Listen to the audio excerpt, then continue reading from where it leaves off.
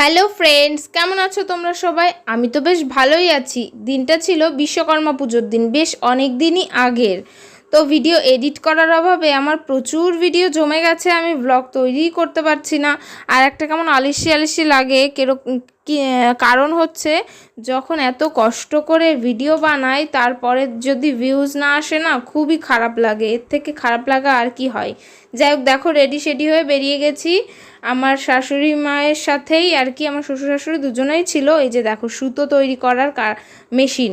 কে আগে দেখেছো? আমি আগের বছর দেখেছি, মানে আমার শ্বশুরবাড়িতে এসে প্রথম দেখেছি এই বাড়িতেই।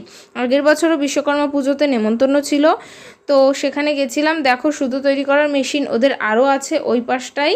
তো জানি না দেখতে পাচ্ছ কতটা কি। যাই হোক, নেমন্তন্ন ছিল, সেখানে খাওয়া দাওয়া করতে চলে গেছিলাম আমরা দুপুরবেলায়। আর যাই হোক, বিশ্বকর্মা পুজোতে হয়তো সবাই আমিষই খাওয়ায়। সেখানে খাইয়েছিল মাটন বিরিয়ানি, চিকেন কষা, চাটনি, পাঁপড়, দই, মিষ্টি। আর এই যে দেখো বিশ্বকর্মা ঠাকুরটাকেও একটু দেখিয়ে দিলাম। শুধু খাওয়া দাওয়া করে চলে আসলে কি হয়, ঠাকুরটাকেও একটু দেখাতে হয়। যদিও আমি ভিডিওটা আগেই করেছিলাম, এডিট করার সময় একটু পরে চলে গেছে, ব্যাস এইটুকুই পার্থক্য।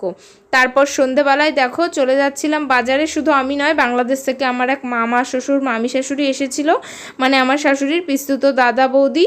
তো ওনারা কিছু কিনবে। আগের দিনও বাজারে যে প্রচুর জিনিস কিনেছে, আজকে আবার এই যে বেরিয়েছিলাম। তো রেডি সেডি হয়ে বেরিয়েছি, সেটাই তোমাদের সাথে শেয়ার করছিলাম। তো দেখো আবার আর একটা দোকানে এসে, শ্রীহরির দোকানে আগের দিন অনেক কিছুই কিনেছে, প্রায় 2000 টাকার জিনিস হয়ে যাবে। এই যে মামা দেখো, আর ওই যে পেছনটায় আছে মামি, আর ওই যে আমার শাশুড়ি মা। যাই হোক, ওখান থেকে কেনাকাটা করার পর চলে এসেছিলাম আর অন্য একটা জায়গায়, মানে ব্লাউজ কিনতে যাবে বলছিল। দেখো পুজো কালেকশন কি, রাস্তার দোকানগুলোতেও কিন্তু বেশ ভালো ভালোই জামা কাপড় তুলেছে। ব্লাউজ দেখেই যাচ্ছে, কোনো জায়গায় সেরকমভাবে সাইজ আসছিল না বা পছন্দ হচ্ছিল না, বা কোনো এক জায়গায় অনেক দাম বলছিল।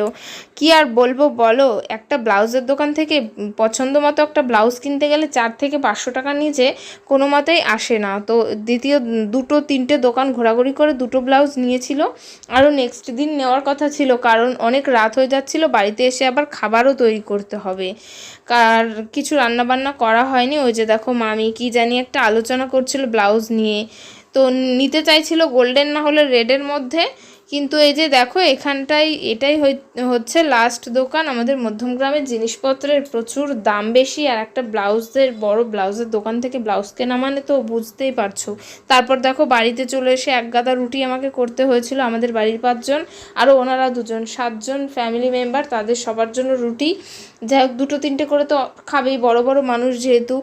আজকের ভিডিওটা এই পর্যন্তই। তোমাদের আমার ভিডিওটা কেমন লাগলো অবশ্যই জানিও। দেখা হচ্ছে নেক্সট ব্লগের।